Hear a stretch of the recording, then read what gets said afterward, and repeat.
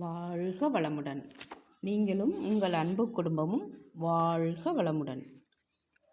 திரு பாலகுமாரன் அவர்கள் எழுதிய கதைகள் பகுதியில் திரு பாலகுமாரன் அவர்கள் எழுதிய பெரிய புராண கதைகளில் இன்றைய கதைக்குரிய தலைப்பு கண்ணப்ப நாயனார்.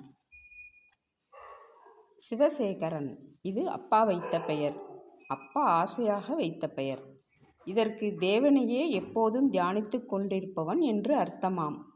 எனக்கு இந்த பெயரை வைத்ததால் நான் சிவனை நினைத்து கொண்டிருக்கிறேனா, இல்லை சிவனை நினைத்து கொண்டிருப்பதால் எனக்கு இந்த பெயர் பொருத்தமாயிற்றா? சிவகாச்சாரியாருக்கு யோசனை வந்தது.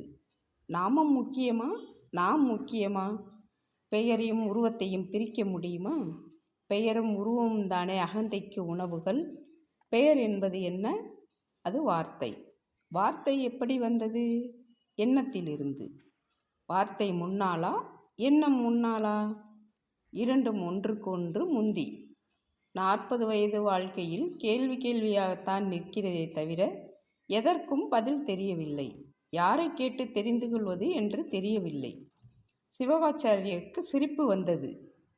தன்னை நோக்கியே சிவாச்சாரியார் சிரித்து கொண்டார். ஒருவேளை எல்லா கேள்விகளுக்கும் பதில் தெரிந்தவர் யார் என்று எனக்கு தெரியவில்லையோ? அப்பா சொன்னார், தெரியும், என்றாவது ஒரு நாள் தெரிய வரும், காத்திரு. காது மடல் விரித்து எல்லா சப்தங்களையும் கவனி, எல்லா நிகழ்வுகளையும் கவனி.